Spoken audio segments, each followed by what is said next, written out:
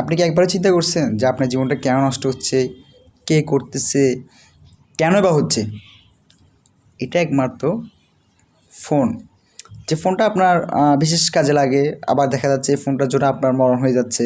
আবার দেখা যাচ্ছে ফোনটার জন্য আপনি বাবা মাকে ত্যাগ দিয়ে একটা অযথা ফালতু ছেলে পিছে আবার জীবনটা নষ্ট করতেছেন। সেটা কেন জানেন?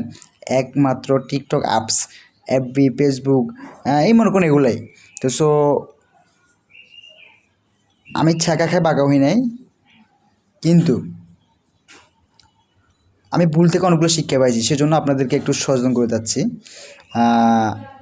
জানি না কখন কার কথা কাজে লাগে, so everything is fair and lovely.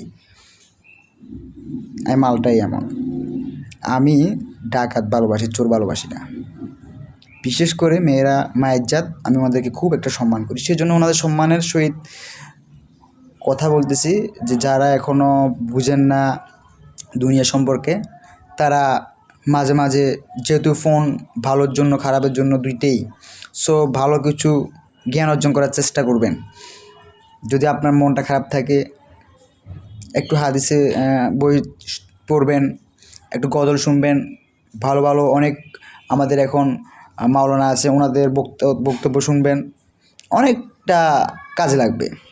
আপনি টিকটকের পিছনে ইনস্টাগ্রাম, তারপর কী জানি বলে, বালসাল, যাই হোক, এগুলোর পিছনে আপনি টাইম নষ্ট না করে আপনি ভালো একটা কিছু করেন, দেখবেন একটা কাজে লাগবে। অন্তত কিছু করতে পারেন না পারেন, নিজের ছেলে মেয়েদেরকে ভালো শিক্ষা দিতে পারবেন। একটা বাচ্চাকে নিজের বাবা মার থেকে ভালো আর কেউ শিক্ষা দিতে পারে না, সেটা হুজুর হোক কিংবা কোনো টিচার হোক। সবচেয়ে বড় টিচার হচ্ছে বাবা মা। তো যদি কিছু ভুল হয়ে থাকে, আই এম রিয়েলি সরি।